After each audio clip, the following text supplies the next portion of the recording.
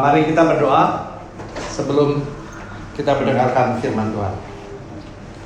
Ya Tuhan, kami menghadap hadirat-Mu Tuhan, pimpin hamba-Mu untuk berkata-kata sesuai dengan kebenaran firman Tuhan, dan juga semua yang hadir di sini, kiranya Roh Kudus hadir membantu hati dan pikiran kami sehingga kami bisa mengerti dan melaksanakan firman Tuhan. Dalam nama Tuhan Yesus kami panjatkan doa ini. Amin. Shalom. Shalom. Gong si facai. Gong si facai. Tapi gong si facai itu berkat juga ya. Tapi berkat rohani kelihatannya. Ya, kalau saya lihat-lihat sejarah tahun baru Cina itu nggak ada makna apa-apanya, cuman memperingati pergantian musim dari musim winter ke semi. Jadi apa? Ada kehidupan baru, festival ya, festival musim semi, di mana tumbuh-tumbuhan mulai tumbuh lagi ya setelah musim dingin. Tapi tahun baru kita internasional 2024 itu ada makna rohaninya, ya kan? Karena apa? Karena perhitungannya dimulai sejak kelahiran Yesus Kristus. Jadi 2024 itu sesudah Masehi. Ya, kalau sebelumnya sebelum kelahiran Yesus. Nah, jadi secara dunia ya, Yesus itu juga diakui keberadaannya baik oleh non-Kristen maupun orang percaya. Ya, jadi itu maknanya. Nah, sekarang kita mau mendengarkan firman Tuhan dari kitab Injil Yohanes. Ya, tapi sebelum kita membuka kitab Injil Yohanes, kita ini sekarang dalam masa mau pemilu. Ya, udah siap-siap belum? Siap kan? Kita mempercayakan Indonesia kepada pemimpin presiden kita yang baru. Nah, tapi kan kita dengar-dengar juga kan? Dengar-dengar juga ya, ring 1 ya, info dari ring 1 siapa nih, ya kan? Nah, itu kita percaya nggak gitu ya? Ring 1 bilang, oh kemarin juga saya dengar Pak Luhut cerita ya kan, mengenai si A ini begini. Kemudian juga tiba-tiba Ahok keluar turun gunung. Ya, dari komisaris BUMN melepaskan jabatannya dengan rela, gajinya, komisinya, bonusnya dia lepas. Wah, kan bingung kan, Ahok temannya Jokowi, tapi dia sekarang merapat ke sana gitu ya. Nah, itulah politik ya. Kalau politik ada kepentingan, nggak murni mendukungnya, ada duit, ada efek katanya. Nah, jadi kita memilih, kita mesti dengan hati ya, dengan hikmat Tuhan. Kemudian yang dipilihnya itu harus ada track recordnya. Nah, jadi track recordnya tuh ibaratnya teladannya, ya. Nah, sekarang kita balik ke kitab Yohanes, ya. Kitab Yohanes ini, Injil Yohanes ini ditulis oleh siapa? Ternyata ditulisnya juga oleh murid yang dikasihi Yesus, ya. Wah, ini sumbernya dapat dipercaya ya. Ring 1, temen, pokoknya bukan ring 1 lagi, saudaranya Yesus, ya. Waktu lahirnya aja Yohanes itu, pada waktu Elizabeth dan Zakaria umurnya udah lanjut. Nah, kelahirannya aja itu kehamilan Elizabeth disampaikan oleh malaikat ya kepada suaminya Zakaria. Dan pada waktu Maria mengunjungi Elizabeth, ya, ada kontak fisik antara bayinya Maria, Yesus dengan Yohanes. Ya, Elizabeth bilang sendiri, anakku meloncat kegirangan, ya, sejak bertemu dengan Maria itu. Wah, jadi apa namanya? Yohanes ini agak spesial, ya, agak spesial. Jadi sejak lahir dia udah dipesenin sama sama malaikat, ya, untuk dinamakan Yohanes.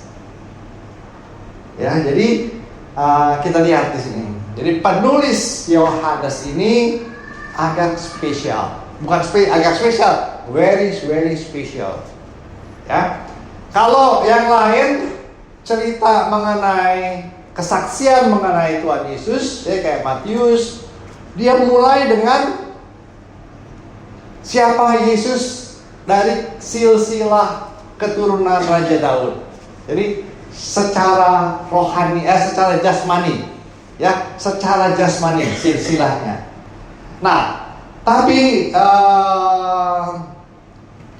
kitab Yohanes memulai dengan, di awal dia menulis, dia udah memberikan suatu kesimpulan apa yang dia percaya, ya, supaya yang membacanya itu juga ikut mengerti, meresapi keilahian dari Yesus. Ya. Nah, ayat yang kita mau baca ini Yohanes 1, ya. Yohanes 1 sampai 5. Saya bacakan, ya. Pada mulanya sudah ada firman. Ya, pada mulanya sudah ada firman. Dan firman itu bersama-sama dengan Allah, dan firman itu adalah Allah. Waduh. Jadi to the point sekali, ya. Pada mula-mulanya sudah ada firman. Jadi ini korelasi juga dengan kitab Kejadian, in the beginning. Ya, kalau kita lihat di mana di kitab Kejadian disebutnya apa? Pada mulanya Allah menciptakan langit dan bumi. Jadi in the beginning, ya, sama nih. Jadi apa artinya? Artinya sudah ada firman. Jadi sebelum penciptaan, time frame-nya sudah ada firman. Ya, artinya firman itu bersama-sama dengan Allah. Jadi kita mengerti, ya, bahwa Allah itu atau firman itu tidak merupakan bagian dari yang diciptakan. Jadi waktu gelap gulita, belum jadi apa-apa penciptaan, itu Allah sudah hadir dan firman sudah hadir. Nah, firman itu bersama dengan Allah. Jadi ada dua nih. Ada firman, ada Allah, ya. Jadi udah ada dua pribadi, ya. Jadi Rasul Yohanes sudah menggambarkan dua pribadi, words, ya. Jadi kan Yesus di Alkitab digambarkan sebagai terang dunia, sebagai kebenaran, ya, sebagai anak domba Allah, banyak. Tapi di sini Rasul Yohanes menggambarkan Yesus itu sebagai the word, firman. Karena apa? Karena ya Yohanes bersama-sama dengan Yesus itu sepanjang kehidupan Yesus dia ada. Ya, ibaratnya kan dia seumuran, ya. Jadi dia mengikuti kehidupan Yesus dan dia bersama-sama dan dia murid Yesus juga. Jadi setiap mujizat yang dilakukan oleh Yesus, dia tahu, dia juga ceritakan. Jadi apa yang diucapkan Yesus itu adalah the words, firman. Ya. Nah, jadi dia kitab Yohanes mempunyai supernatural sense, ya. Karena dia juga yang menulis kitab Wahyu.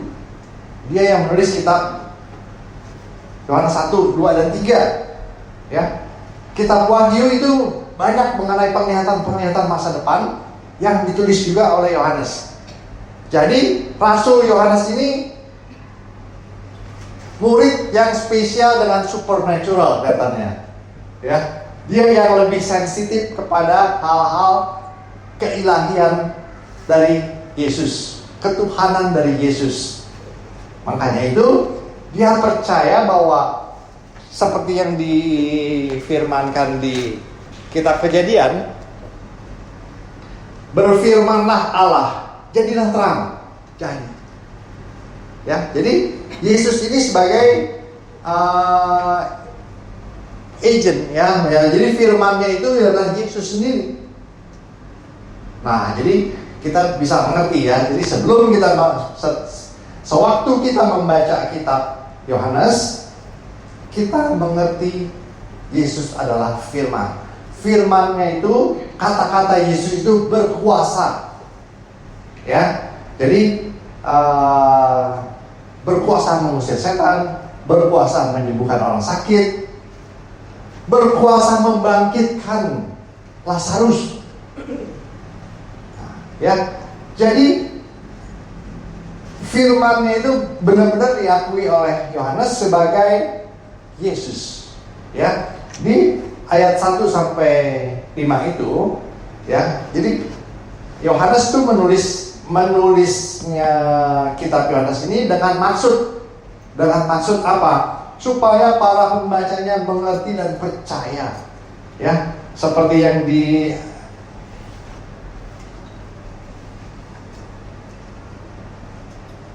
ayat yang ke-14, ya. Yang dimaksud firman itu adalah firman itu telah menjadi manusia dan tinggal di antara kita, dan kita telah melihat kemuliaannya, yaitu kemuliaan sebagai anak tunggal Bapa, penuh anugerah dan kebenaran. Jadi yang dimaksud dengan firman itu firman yang telah menjadi manusia, yaitu Yesus. Ya, Yesus digambarkan sebagai the words karena kata-katanya itu, ucapannya itu penuh dengan kuasa. Dan digambarkan lagi bahwa Yesus sudah ada sebelum penciptaan. Jadi time frame, ya. Artinya apa tuh? Kekekalan. Ya, kita mesti bayangin bahwa Tuhan itu kekal.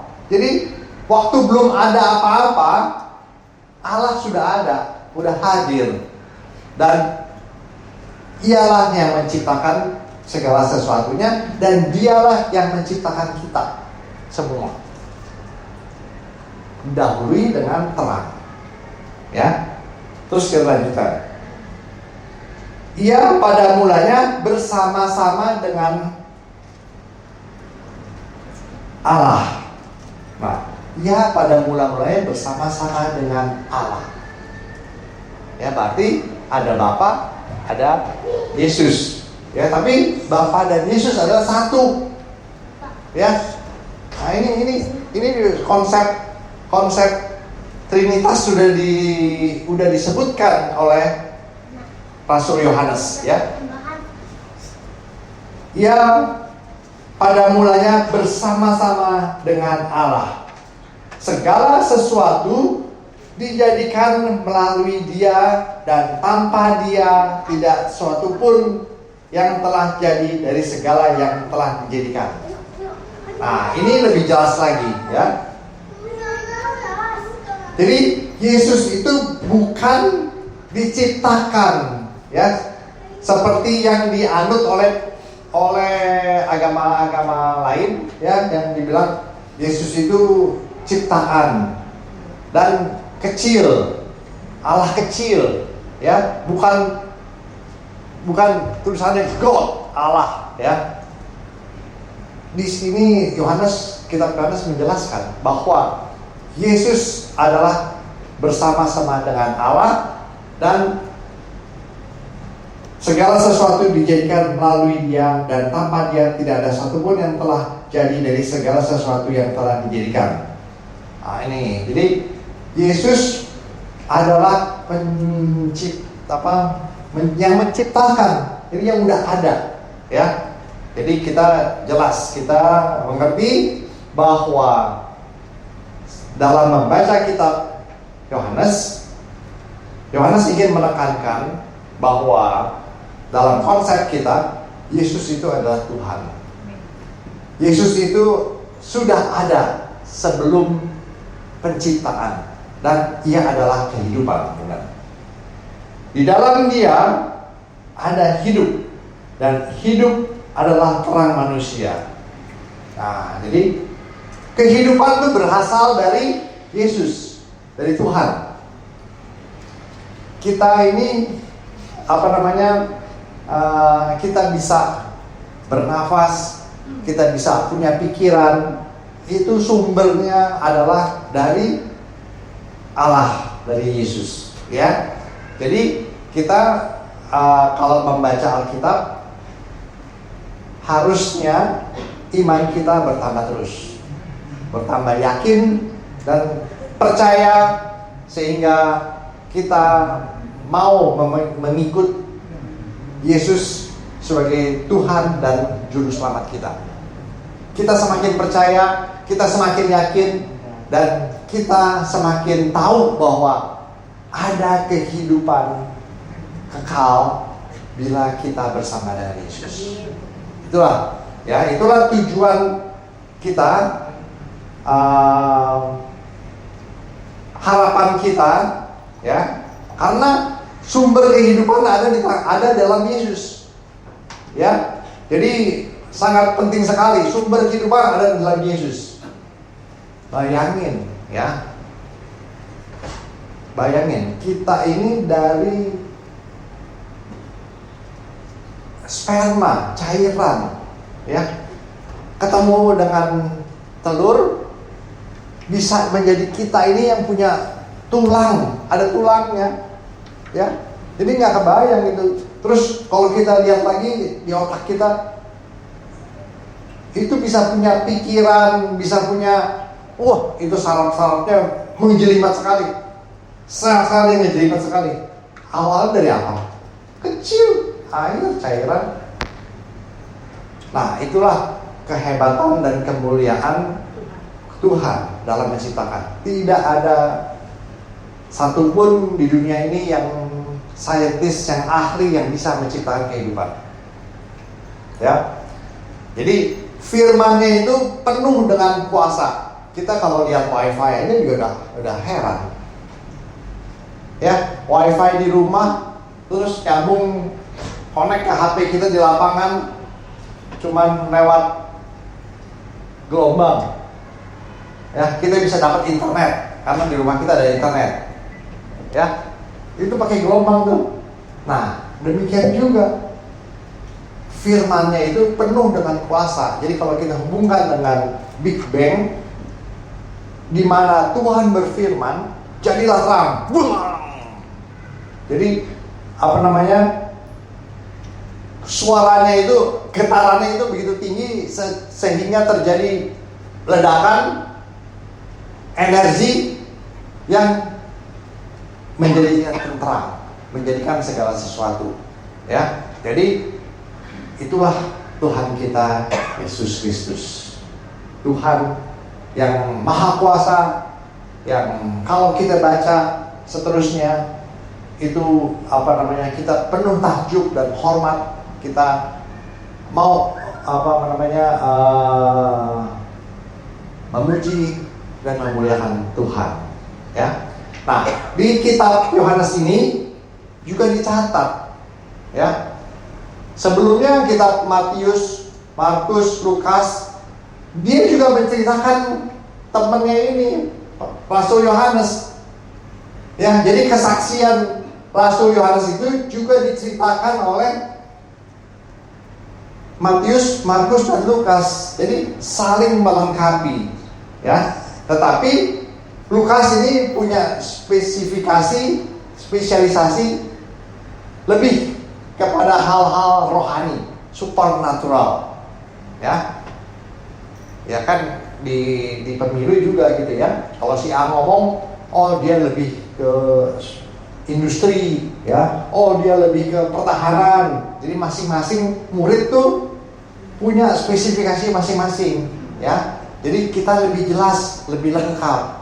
Nah, bagi kita atau Ibu Magdalena yang kita terima sebagai saudara seiman kita sekarang, ya, kita anjurkan untuk membaca kitab Yohanes ini sekali lagi, ya, diulang lagi, ya, lebih mengerti lagi, lebih yakin lagi, ya, bahwa Tuhan kita itu adalah Yesus kita yang kita tahu itu adalah Tuhan dan Juru Selamat kita, dan Ia sudah ada sebelum dunia dijadikan, sebelum Adam dan Hawa ada, dan Dia adalah kekekalan. Kekekalan itu kalau begitu Adam diciptakan, ada kematian, nah itu udah mulai itu time frame jalan. Jadi begitu ada kematian, umur Adam ini kita bisa tahu kan, terus sampai kelahiran Raja Daud, sampai kelahiran Yesus, itu dihitung sejak umur Adam, sejak penciptaan. Jadi itulah yang namanya waktu, ya. Kalau kekekalan, sebelumnya itu nggak ada. Kalau Adam nggak mati-mati itu kekal, ya. Jadi sebelumnya Adam itu nggak ada waktu kekekalan. Jadi Yesus itu Tuhan kita yang memiliki kehidupan dan kekal dan sudah ada sebelum penciptaan. Nah, sebagai penutup, kitab Yohanes juga mencatat 7 I am dari Tuhan Yesus, ya. Aku adalah. Nah, yang menarik, saya hanya sebutin nggak 7 ya, nggak 7-7-nya ya. Saya cuma sebutin satu. Di kitab Yohanes 14 ayat 6.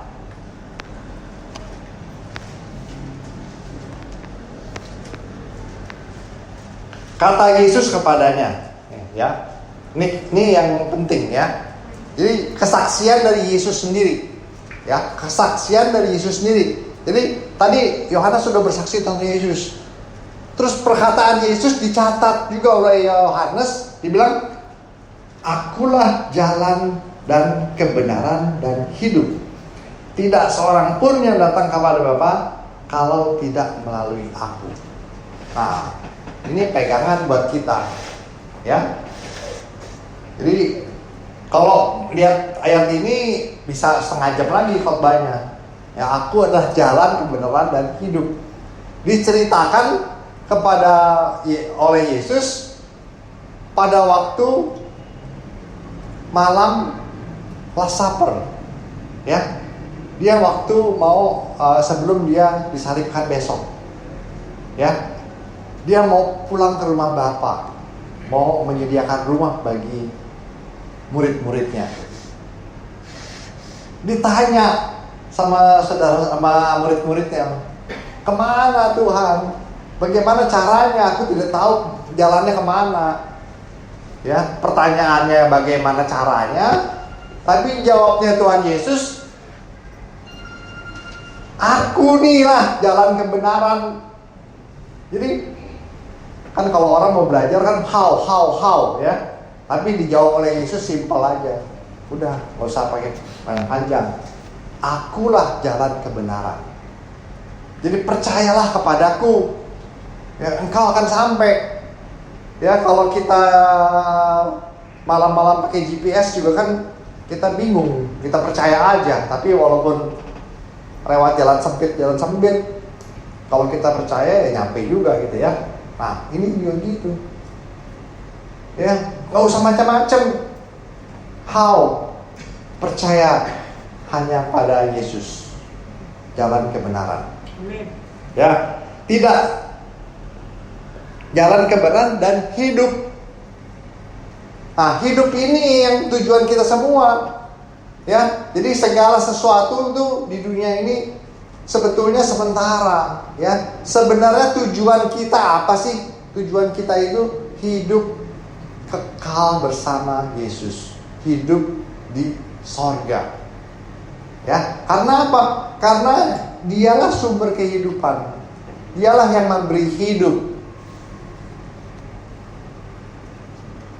Nah, kalau orang-orang yang mau ke sorga aja tanpa Yesus, salah kayaknya ya. Sorga ada nggak tanpa Yesus? Sorga yang ada Yesusnya enak nggak? Kita kalau pergi aja sama temen, siapa aja ikut? Si A, si B, si C. Gak enak. Nggak serap gue, nggak resep gue, nggak ikut lah. Nah, jadi sorga tanpa Yesus itu bukan sorga, ya. Nah, jadi yang paling penting kehidupan itu adalah bersama dengan Yesus. Ya, jadi inilah yang mau disampaikan oleh Yohanes, bahwa siapa keilahian Yesus, dan Dia mau tuh kita percaya, ya. Dia mau tuh kita percaya. Di ayat ada ayatnya. Dia mau tuh kita percaya.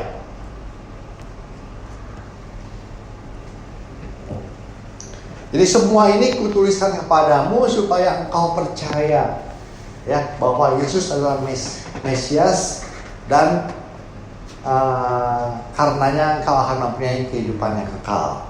Ya, adanya di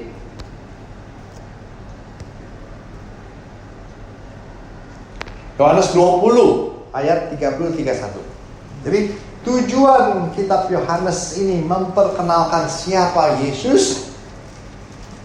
Ya, setelah dia menyaksikan begitu banyak mujizat, dia bilang begini, memang masih banyak tanda-tanda lain yang dibuat Yesus di depan mata murid-muridnya yang tidak tercatat dalam kitab ini.